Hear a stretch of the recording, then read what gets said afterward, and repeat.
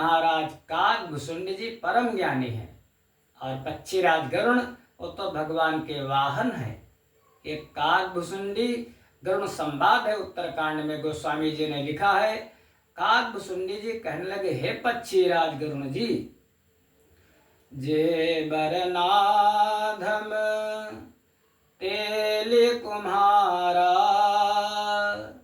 सपच किरात कोल कलवारा नारी मोई ग्रह संपत्ति नासी मूड मुड़ाई होए सन्यासी।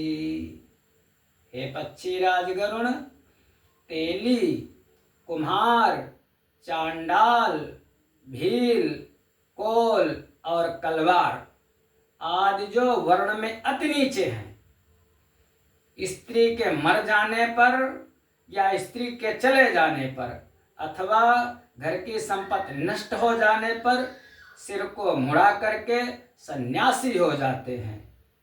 और उसके बाद इतना करने पर भी उनको शांति नहीं मिलती। ब्राह्मणों को नीचा दिखाने के लिए ते विप्रन सन आप पुजावहि उभय लोक निज हाथ नसावहि। विप्र निरक्षर लोलुप कामी निराचार सठ ब्रसली स्वामी। वे अपने को ब्राह्मणों से पुजवाते हैं और अपने ही हाथों दोनों लोग नष्ट कर देते हैं। अपने आप अपने को ब्राह्मणों से पुजवाते हैं और अपने आप ही इस लोक को और अपने आगे वाले पूर्व लोक को नष्ट कर देते हैं। ब्राह्मण अत्यंत लोभी, अत्यंत कामी, आचारहीन, मूर्ख और नीची जात की व्यभिचारिणी स्त्रियों के स्वामी होते हैं। ब्राह्मण भी नीके नहीं होते हैं, ऐसे कर्म ब्राह्मणों की भी होते हैं। फिर आगे क्या करते हैं कि शूद्र करहे जप तप व्रत नाना बैठी बरासन कहाँ है पुराना। सब नर कल्पित करहे अचारा चाय न भरने अनित्य अपारा।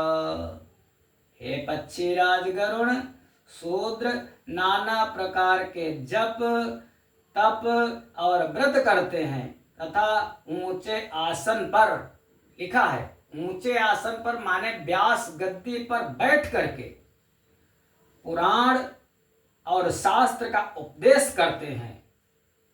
हे गरुण जी, सब मनुष्य मनमाना आचरण करते हैं।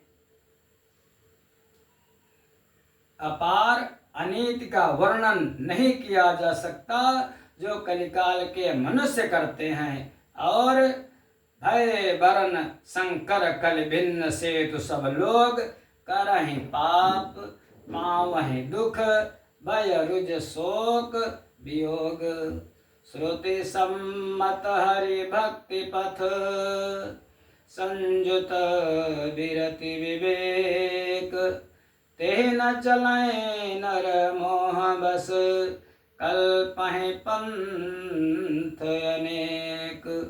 भय बरन संकर कलि, कलिकाल में जितने भी प्राणी होंगे हे गरुड़ जी, सब वर्ण संकर हो जाएंगे। अरे प्राणियों की तो बात ही छोड़ दो, जितने भी पशु पक्षी होंगे, जितने भी जड़ वर्ग वनस्पतियां भी होंगी, वो भी संकर वर्ण हो जाएंगी। हाइब्रिड जिसको आप लोग कहते हैं, ऐसी हो जाएंगी। और कलयुग में सब लोग वर्ण संकर और मर्यादा से च्युत हो जाएंगे। वे पाप करते हैं और उनके फलस्वरूप दुख, भय, रोग, शोक और अपने प्रिय वस्तु का वियोग पाते हैं। अंतिम बात, हे गरुण जी, वेद सम्मत तथा वैराग्य और ज्ञान से युक्त जो हरि भक्त का मार्ग है, मोहबस मनुष्य उस पर नहीं चलते और अनेकों नए नए पंथों की कल्पना कर लेते हैं। अनेकों नए नए गुरु मिल जाते हैं जो वेद के विरुद्ध आचरण करते हैं, वेद के बताए मार्ग पर न चलकर लोगों को भ्रमित कर देते हैं। इसलिए आप सभी से निवेदन है, रामचरितमानस हमको जीवन जीना सिखाती हैं, जैसा ये बताती हैं, जैसा हमारे वेद भगवान बताते हैं, जैसा हमारे गुरुदेव बताते हैं, महापुरुष बताते हैं, उन्हीं बातों को धारण करना और इन लोगों के बहकाने में मत आना, भटक मत जाना भैया। आप लोगों का बस एक ही लक्ष्य है, उन परमात्मा की प्राप्ति, भगवत प्राप्ति, परमात्मा को प्राप्त करके, क्योंकि यह मनुष्य का दुर्लभ शरीर, मनुष्य का